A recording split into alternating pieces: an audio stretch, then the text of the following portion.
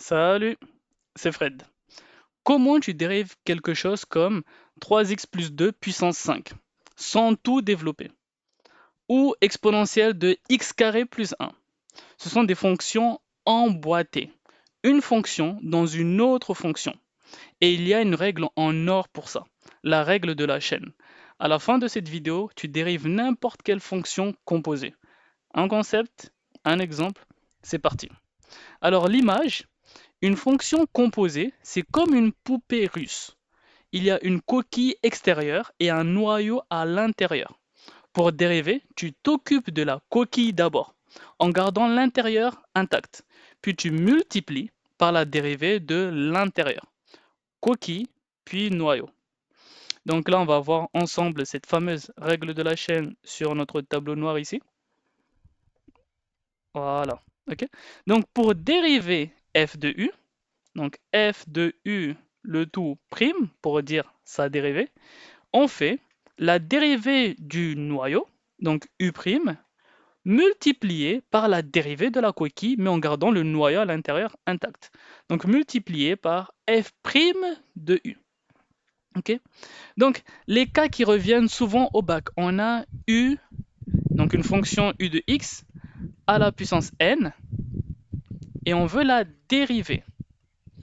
Donc ça va nous donner quoi? Ça va nous donner u' de x, donc la dérivée de la fonction à l'intérieur, fois n fois u de x à la puissance, cette fois-ci, n-1.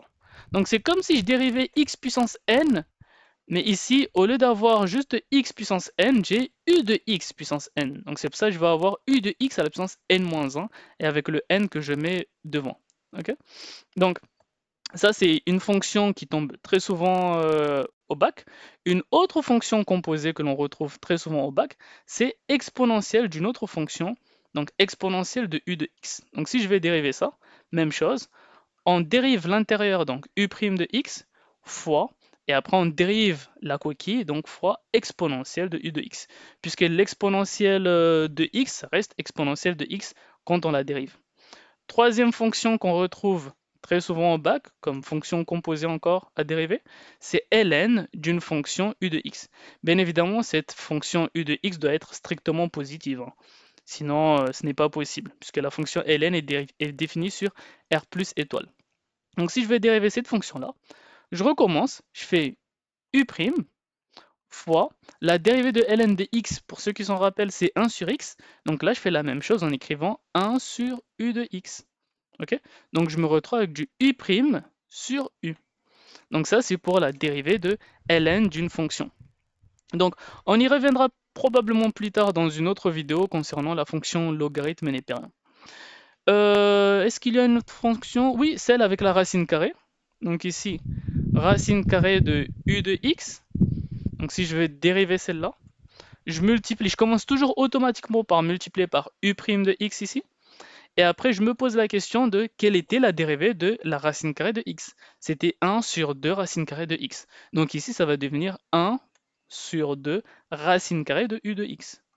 Donc je me retrouve avec du u' sur 2 racine carrée de u. Voilà.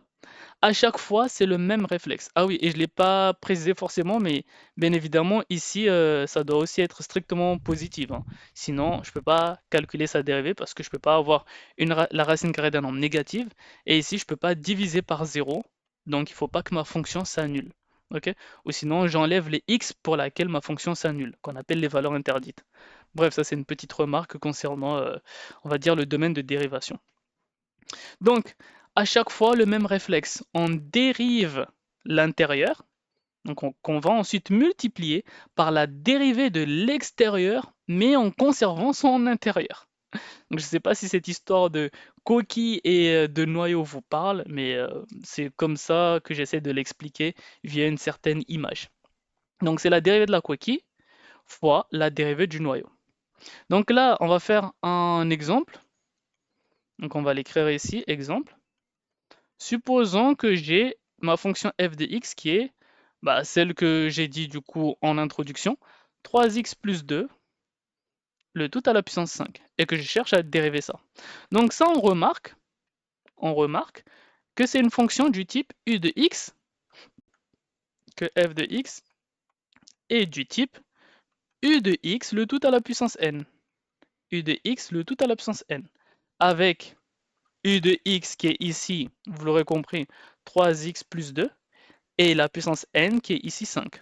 Donc si j'applique la formule que j'ai notée précédemment, donc f' de x, qui est égal du coup à u' fois n fois u à la puissance n-1, donc ça va me donner la dérivée de u, ça va être 3, puisque la dérivée de 3x c'est 3, et 2 c'est 0, donc 3, fois n, donc la puissance était 5, fois la fonction u encore, qui était 3x plus 2, et la puissance elle a diminué d'une unité, donc à la puissance 4. Donc ma fonction va devenir 15 fois 3x plus 2 à la puissance 4. Voilà, donc ça c'est ma fonction dérivée ici.